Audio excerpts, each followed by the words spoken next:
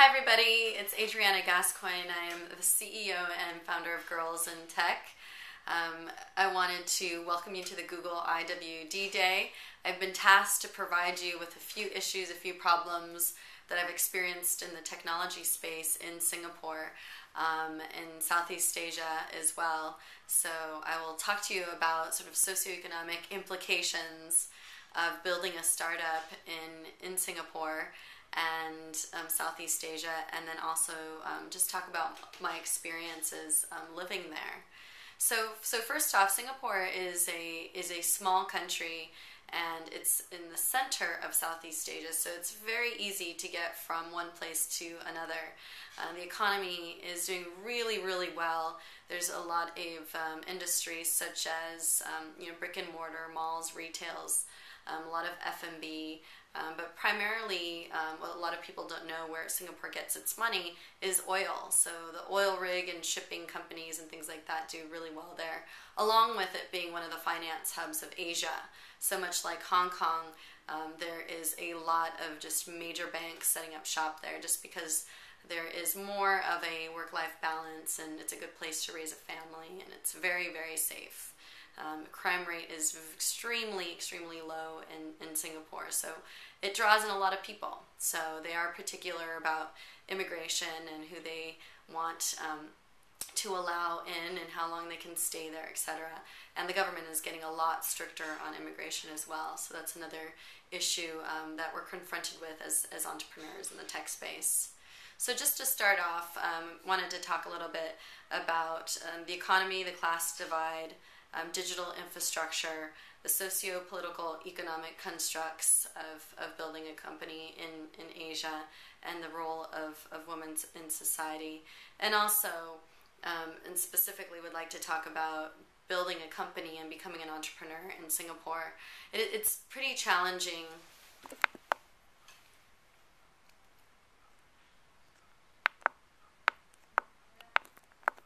The other problem that I wanted to discuss with you all is about payment platforms. So a lot of people in Southeast Asia are not used to making purchases online or through their mobile phones, but mobile is actually becoming a little more prevalent for both just advertising for e-commerce as well as for making purchases through credits. The major issues I see on e-commerce is that Singapore and surrounding areas are a brick and mortar society. So you have sort of the touching, the looking, the feeling. You want to try things on. You want to show off your handbags. You want to, it's part of the lifestyle. Going to the malls and going to the restaurants and going to have afternoon tea and whatnot, and then of course the shopping. There are a lot of high-end name brand designer shops there that make a lot of money, and since the wealth is so concentrated in Singapore specifically, so people still like to go and shop at brick and mortar and don't necessarily look for deals on sites like Groupons and whatnot, or e-commerce sites. That's shifting slowly, but I see more people looking for reviews and recommendations and then still going to the stores and making those purchases at that time. So the issue really is to, one, how do you get a mass group of people with a lot of money to start trusting the online medium to make purchases? That's number one. Number two, how do you market to them? What kind of deals that can you present to them that will lure them in to actually making those purchases online? And how do you put the flash factor into making those transactions? Singapore is a little bit of a showy society, so how can you show that they have clout or what they're purchasing is prestige? Can you give them rewards points and things like that? So those are a few of the things. They want to make sure that it's convenient, that they get deals, but also that there's privacy and security. They're not used to making those purchases online, and of course Singaporeans, the majority of them, have credit cards, so it's a big society ripe for e-commerce, to adopt e-commerce, specifically around women and women's products. The other issue is that when you're building a company in Southeast Asia, in Singapore specifically, I think entrepreneurs believe that you can branch out and expand your startup pretty fast. That is false.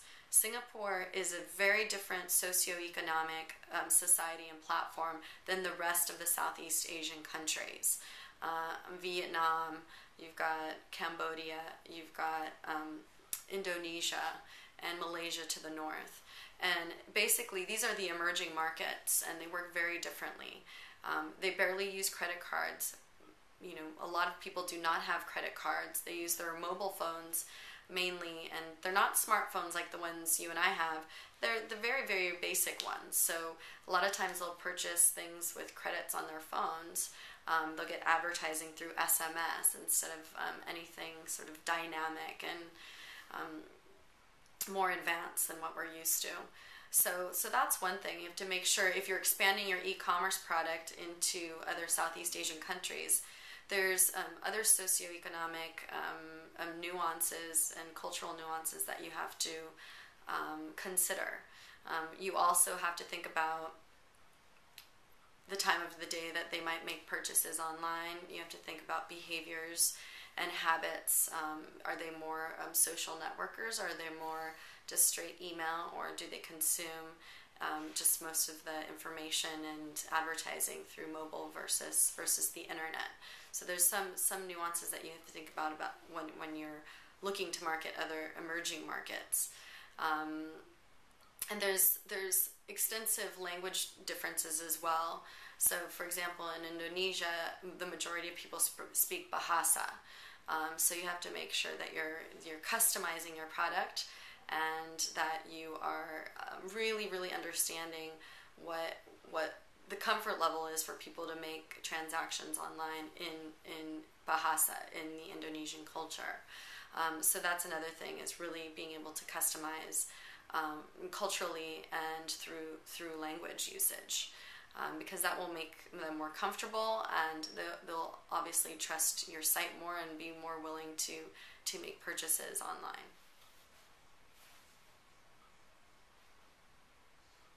Really understanding how the payment platforms work can definitely help women in other countries make purchases and share information and get involved in ratings, reviews, and recommendations, sort of crowdsourcing information online. Since we're the ones that are shopping the most and all over the world, actually, it's important that we understand what kind of payment platforms we are more comfortable with.